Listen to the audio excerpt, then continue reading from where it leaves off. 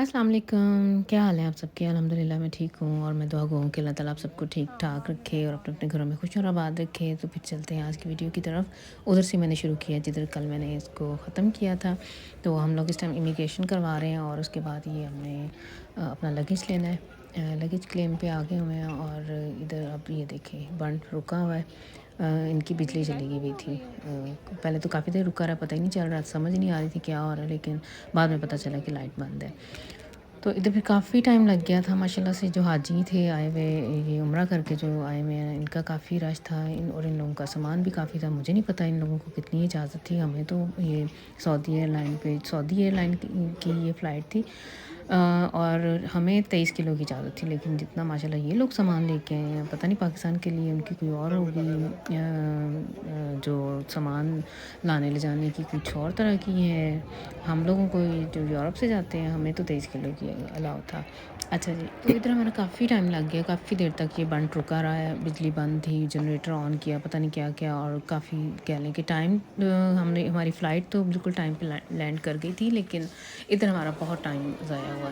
तो कितने गया ਮੈਨੂੰ ਨਹੀਂ ਸਨਾਤ ਨਜ਼ਰ ਆਇਆ ਇੱਥੇ ਆਇਆ ਸੀ ਉਧਰ ਹੁਣ ਉਧਰ ਆਉਂਦਾ ਮੈਨੂੰ ਲੱਗਦਾ ਇਸ ਤਰ੍ਹਾਂ ਹੀ ਵਾਹ ਖੁਸ਼ਬੂ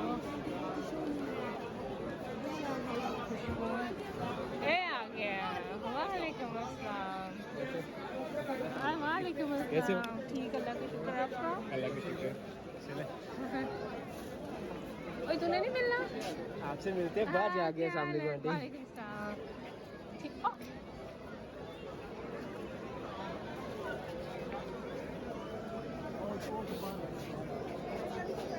आपको नजर आ रहा है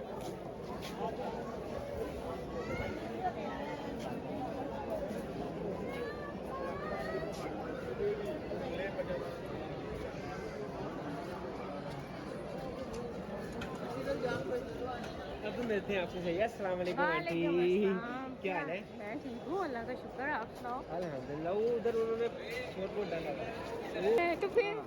डाले आप नहीं आई हुई है हैं? हाँ हाँ चलिए आंटी, शुक्रिया बहुत मुबारक हो। खैर मुबारक जज़ाकल्लाह है शुक्रिया लोग आ गए थे 10 से नहीं नहीं 11 बजे। अच्छा 11 बजे पहुँचे थे अच्छा और फ्लाइट हमारी 11:15 लैंड कर गई थी फ्लाइट आपकी connect लेकिन हो सामान नहीं निकल रहा सामान का इतना रोला बना हुआ था गई। आप सुनाइए, आपकी तबीयत मेरी से खराब हो गई है। हाँ अंकल की तबीयत ख़राब ही है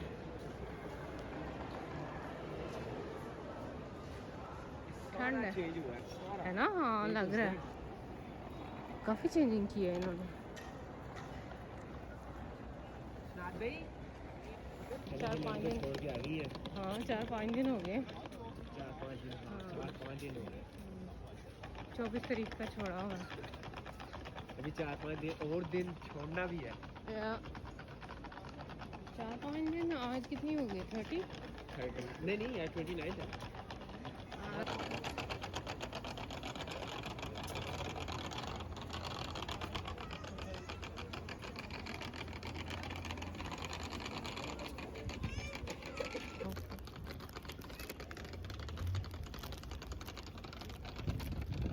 कहाँ ये गाड़ी खड़ी हुई है ये। अच्छा उस साइड अच्छा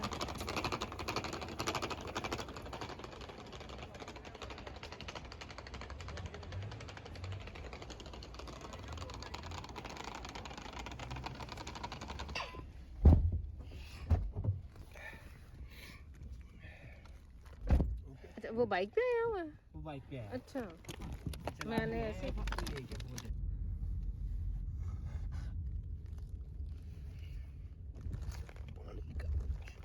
हाँ वलीद पानी लिया हुआ आप लोगों ने वो जी छोटा पानी ले लिया है। पीने वाला ना जी ओके वरना मैं सोच रही थी रास्ते से गुजरते हुए ले लेते नहीं हैं नहीं वो सारा सामान ले गए। तो जैसा कि आप लोगों ने देखा कि हम लोग बाहर आ गए थे, ये 2 शहज़ादे आए हुए थे मुझे लेने के लिए। ये मेरे माशाल्लाह से दोनों भांजे हैं, छोटे-छोटे से बच्चे ही हैं, लेकिन पाकिस्तान में ना छोटी उम्र के बच्चे बहुत ज़िम्मेदार, रिस्पॉन्सिबल से हो जाते हैं। ये वलीद मुश्किल से महज़ 17 इयर्स का है और हसनात 19 का। तो हम लोग जा रहे हैं अब, मैं अपनी सिस्टर की तरफ जा रही हूँ आज, क्योंकि हमारा यही प्लान था, क्योंकि रात की फ़्लाइट थी तो हमने रात इधर स्टे करना है। प्रोग्राम हमारा एक्चुअली ये था कि हमने सीधे गुजरात जाना है, लेकिन रात की वजह से कि रात को सफ़र नहीं करना है अकेले, और इसलिए फिर हम लोगों ने ना इधर रुकेंगे। तो रुकना भी क्या है, हमारा मुश्किल से महज़ 3-4-5 घंटे का स्टे है। बाहर आते-आते हमें 1 हो गया था और अब घर जाना है और थोड़ी देर सोएंगे तो सुबह मेरा ख़्याल है फ़जर के बाद का टाइम दिया हुआ है कि उन्होंने गुजरात से गाड़ी आनी है तो उन्होंने पहुँच जाना है, और हम लोगों ने फिर यहाँ से चले जाना है। लाहौर से गुजरात की तरफ हमारा फिर सफ़र शुरू हो जाएगा। तो इस टाइम तो ख़ैर अभी हम लोग जा रहे हैं, मैं अपनी सिस्टर की तरफ जा रही हूँ। इधर नज़दीक ही रहती है, एयरपोर्ट से नज़दीक ही है, गाज़ी रोड है कोई, तो उधर इनका घर है। तो ये देखें, मुझे वैसे बच्चों ने, आपने देखा होगा पीछे सीन में कि ये हार बनवा के लाए हुए थे, वो दिए हैं, और ये गजरे मेरी भांजियों ने लेके रखे हुए थे, मुझे बहुत पसंद है। शादी से पहले भी मेहंदियों वगैरह पे मैं बड़े शौक़ से गजरे पहनती होती थी, और मेरी बहन को भी पता है, ख़ासकर जो खुशबू है ना इन फूलों की। इधर हमारे अपने घर में, इधर जर्मनी में मैंने गुलाब लगाया हुआ है, लेकिन उनकी कोई खुशबू नहीं है। बाज़ार से इतने महंगे फूल बुके वगैरह लेके आते हैं, लेकिन वो फूल देखने में तो लगते हैं कि फूल ही हैं, और बड़े खुशनुमा से होते हैं, कलरफुल से, बड़े बड़े से, लेकिन खुशबू बिल्कुल नहीं होती है, ऐसे ही जैसे प्लास्टिक के फूल हैं। लेकिन पाकिस्तान में मैंने हमेशा से, मुझे वैसे ये मेरी आदत है, उधर के तो पत्तों में से भी बड़ी प्यारी खुशबू आती है। जो गुलाब के छोड़ किसी और भी दरख्त का कोई पत्ता होता है, उसकी अपनी डिफरेंट सी खुशबू आपको अलग से को महसूस होता है। नीम के पत्ते हों या इसके शहतूत के पत्ते या टाली के या जामुन के, उसमें से आपको एक अलग सी खुशबू आती है और इंसान को पता चलता है। इधर नहीं, मुझे ऐसा फूलों में, या मेरी शायद वो हिस्स ही नहीं काम करती इधर के फूलों से मुझे कोई खुशबू नहीं आती है। अच्छा, गाड़ी जो आना था ना, गुजरात से ड्राइवर आ गया हुआ था। हम लोग अब मैं अपनी बहन के घर बहुत शॉर्ट टाइम के लिए रुकी थी। मैंने जो कपड़े उधर हम लोगों ने माशाल्लाह से उम्रा के दौरान, पता सारे कपड़े जो यूज़ हुए हैं बस आते ही मैंने इसे निकाल के दिए। उस बेचारी ने रात को, मुझे नहीं पता था कि इसकी वॉशिंग मशीन ऊपर है, ओपन एयर ना, इसका डबल स्टोरी का घर था, लेकिन जो 3rd फ्लोर के ऊपर, सॉरी रूफ़ के ऊपर ना, इसने वो रखी हुई थी वॉशिंग मशीन भी और स्पिनर भी। तो इस बेचारी ने रात, मेरा ख्याल है 2:30 बजे के 3 बजे मशीन लगाई। मैंने ऐसे ही इसे कह दिया, मैं कि ये थोड़े से कपड़े हैं ना, ये धो देना। तो इसने सारे निकाल के, तो जितने भी थे मेरे अलग से, हाँ कुछ हाथ से धोने वाले थे, कुछ वैसे मशीन में डालने वाले, तो उस बेचारी ने माशाल्लाह से सारे धो के स्पिन करके और हीटर वगैरह लगा के सुखा के ना, जब हम सुबह 7 बजे वहाँ से निकले थे लाहौर से गुजरात के लिए। इस टाइम वैसे हम, ये जो आप देख रहे हैं ना, हम गुजरात की तरफ जा रहे हैं, तो उसने सारे खुश्क हो गए तो वैसे ही टची में पैक कर दिए थे। लेकिन मुझे तो इतनी थकावट थी, मैं तो आते ही थोड़ा सा कुछ खा के, इतना कोई ख़ास प्रॉपर खाया भी नहीं, और सो गई थी। और इनकी तो खैर तबीयत ख़राब थी, ये तो मुझे नहीं पता। मेरी सिस्टर बता रही थी कि ये जागते रहे हैं, और बच्चे जो है ना, उन्होंने इनको मालिश वगैरह भी की है, दबाया भी है, लेकिन मैं वैसे सो गई थी। और सुबह जब अलार्म लगा के सोए थे, सुबह फजर के टाइम नमाज़ पढ़ के भी नहा धो के फ़ारग हुए हैं, तो गुजरात से गाड़ी आ गई थी। हम लोगों ने उन्हें नाश्ता करवाया, ख़ुद नाश्ता किया, और अब हम लोग निकल पड़े हुए हैं गुजरात के लिए। अच्छा, ये जो सीन पीछे गुजरा है ना, मेरा ख्याल रावी था जो खुश्क हुआ पड़ा है। तो बादल बहुत गहरे छाए हुए थे और ठंड थी।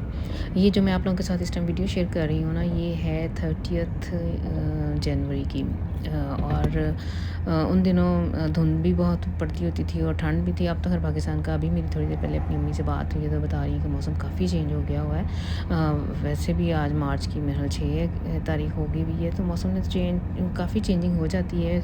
मुझे ये याद है कि फ़रवरी के एंड पे ना 22 या 25 फ़रवरी को पाकिस्तान में मुझे ये याद है कि बसंत होती थी और उसके बाद ठीक ठाक मौसम खुल जाता होता था। इतनी शदीद गर्मी या धूप बसंत वाले दिन ना, हमारे ज़माने में ऐसा था कि हम लोग छत पे चढ़ के ना, मेरे अपने कज़न्स के साथ मैं भी पतंगे उड़ाया करती थी। इजाज़त थी बच्चों के साथ ना, जब बच्चे थे। जब बड़ी होगी फिर तो सारी बात है, फिर नहीं। तो ये मुझे याद है कि स्वेटर पहना हुआ होता था लेकिन चुभन होती थी। धूप इतनी कड़क होती थी कि काफ़ी ना खड़ा नहीं हुआ जाता था, पसीने आते होते थे। और मुझे ये भी बसंत का उस टाइम का ये भी ज़माना याद है कि फैसलाबाद में भी और लाहौर में भी ना हम लोग रात को बसंत पे सफ़ेद कलर की गुड्डियाँ या पतंगे वगैरह चढ़ाया करते थे उस ज़माने में, ताकि वो अंधेरे में नज़र आती थी। मैं कज़न्स वगैरह म्यूज़िक का काफ़ी ऊपर छत पे अरेंज होता था और सही मज़ा आता था।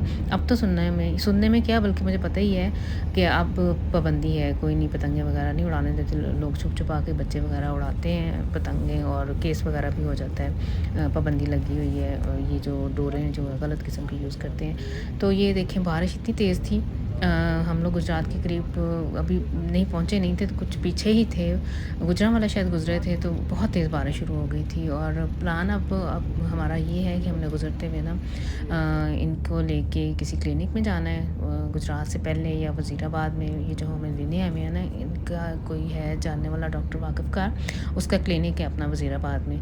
तो ये कह रहे थे कि पहले इनका चेकअप वगैरह करवाएंगे, दवाइयाँ वगैरह लेके, तो फिर हमने सीधे पहले कब्रिस्तान जाना है और फिर उसके बाद हम लोगों ने घर जाना है। तो ये जो गाड़ी है ना, इनके भाई ने, यानी मेरे सबसे बड़े जेठ है ना, उन्होंने भेजी है। और ये हमारे पुराने मोहल्ले, मेरे नहीं, इनके, यानी कि मेरे हस्बैंड का जो इनका जो घर था ना गुजरात में, इनके खूब पुराने ये मोहल्लेदार हैं, बहुत पुराने। और इन लोगों की जो दुकानें थी उनके, वो इन लोगों के पास थी, यानी ये रेंट पे इन्होंने ली हुई थी।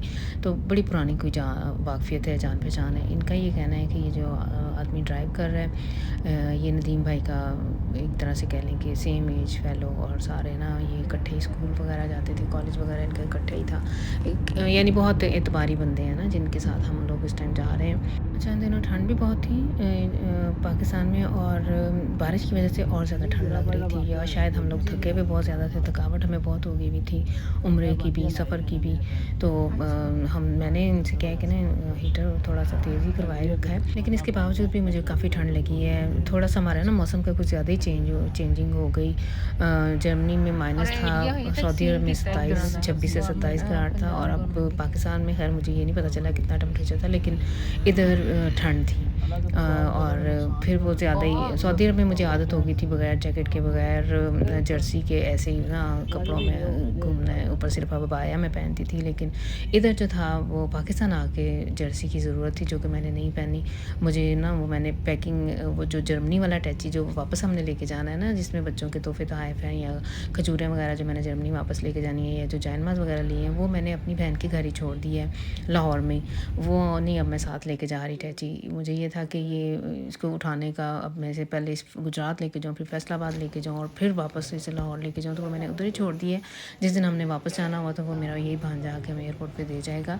तो ये इस टाइम फिर हम लोग आए हुए थे, ये जो क्लिनिक था इनके, ये जो हमें लेने आए हैं ना, इनके जानने वालों का, तो इन्होंने बड़ा अच्छे तरीके से, डॉक्टर साहब ने इन्हें चेक किया है, दवाइयाँ वगैरह लिख के दी हैं, स्टीम नेबुलाइज़र इसे कहते हैं, वो दिया है, हम लोगों ने ख़रीदा है, और दवाइयाँ वगैरह दी हैं डाल के इसके अंदर, कि इसको आपने 3 से 4 दफ़ा ना स्टीम लेनी है, इंजेक्शन वगैरह लगाए हैं, और भी काफ़ी सारी दवाइयाँ वगैरह दी हैं। ये खुद इनकी अपनी दवाइयाँ जो हम जर्मनी से साथ लेके गए हैं, वो भी काफ़ी सारी हैं। यानी ये जो पहले से दवाइयाँ खाते हैं ना, हार्ट की और शुगर की, उसके अलावा एक्स्ट्रा भी काफ़ी दवाइयाँ हो गई हैं। तो डॉक्टर साहब ने जो इंजेक्शन लगाए हैं ना, उससे ये थोड़े से स्टेबल हुए हैं, इनका सांस लेने में ना थोड़ी इन्हें वो जो मुश्किल थी वो थोड़ी कम हुई है। हालांकि इन्होंने अपना इनहेलर वगैरह सारा कुछ साथ रखा हुआ है, लेकिन मौसम शायद बहुत अजीब सा था, और दूसरा इनकी तबीयत भी काफ़ी ख़राब थी। तो अब हम लोग वज़ीराबाद से अब हम लोग जाएंगे गुजरात। ये वज़ीराबाद था क्लिनिक। वैसे मुझे इन इलाकों का कुछ पता नहीं है, मैंने ज़्यादा ट्रैवल किया हुआ है अपनी शादी से पहले की ज़िंदगी में, सिर्फ यही फैसलाबाद से लाहौर, लाहौर से अपने गांव नारोवाल। गुजरात के एरिए का हमें कोई पता नहीं है, और गुजरात मेरा बहुत ही कम आना जाना हुआ है। शादी के कुछ ही अरसे बाद मैं जर्मनी आ गई थी, और फिर ये कह लें कि ना होने के बराबर ही ना। और अगर कभी गई भी थी तो वही ससुराल में घर के अंदर एंटर हुई हूँ, और जिस दिन वापस आना है तो उसी दिन हम लोग उधर से आउट होते थे। मेरे ससुराल में ना रवाज नहीं था, हमारा बाज़ार के अंदर चूँकि घर था, तो घर वालों को पसंद नहीं था कि बहुएँ जो है ना इस तरह से बाहर बाज़ारों में घूमे फिरें। तो इसलिए मुझे कोई आइडिया नहीं है। जहाँ गुजरात में जो कोई मुझे कह देना ये फ़लानी जगह, तो मैं मान लूँगी हाँ ये वही फ़लानी जगह है। हालांकि लेकिन ये बोर्ड्स वगैरह मैं पढ़ती हूँ कि मुझे पता चले कि मैं कहाँ से गुज़र रही हूँ। इस टाइम हम लोग ये मेरे हस्बैंड लोगों का एरिया है, इधर बाज़ार के अंदर ही इन लोगों का घर था पहले वाला, जो माँ बाप का घर है बिल्कुल मेन बाज़ार में था। अब नहीं है, अब उधर दुकानें वगैरह बन गई हुई हैं। तो उधर पास ही इनका ना कब्रिस्तान है, इसे कहते हैं पट्टियाँ का कब्रिस्तान। और ये जो चौधरी हैं इनके वाले साहब की कब्र भी उधर ही है ना, चौधरी ज़हूर लाई की एंट्रेंस पे ही उनकी भी कब्र मैंने देखी है। तो बारिश की वजह से कब्रिस्तान में जाने का कोई हाल नहीं था, लेकिन हम लोगों ने जाना ही था। हम तो आए ही इसीलिए थे, मेन यही था कि फैमिली से मिलना है। नदीम भाई की जो डेथ हुई थी कब्र पे जाना था। ये मेरे ससुर हैं, उनकी कब्र है, सईद अहमद ठेकेदार, और उनके साथ ही नदीम अहमद जो है ना, जो मेरे देवर जो जिनकी डेथ हुई थी उनकी ये कब्र है। तो बहुत ही दिल परेशान उदास हुआ कब्रिस्तान जाने से। इनकी ज़्यादा हालत ख़राब हुई थी। इनका जवान भाई इनसे बहुत छोटा, बेचारे की उनकी अचानक ही हार्ट अटैक से डेथ हो गई थी। जुलाई की ये बात है, 2 जुलाई थी। और मैं भी ऐसे ही, मेरे लिए भी वो बड़े भाइयों की तरह थे। रिश्ते में मैं बड़ी थी, लेकिन एज में वो मेरे से बड़े थे। बहुत ही प्यार करने वाले इंसान थे। अल्लाह ताला उनकी मग़फ़िरत फ़रमाए। तो मस्जिद से फ़ारिग होके अब हम उनके आगे में हैं घर। ये सामने नदीम भाई की फ़ोटो लगी हुई है। जब कभी वो इधर जर्मनी में रहते थे ना, तो ये तब इधर की है ये तस्वीर।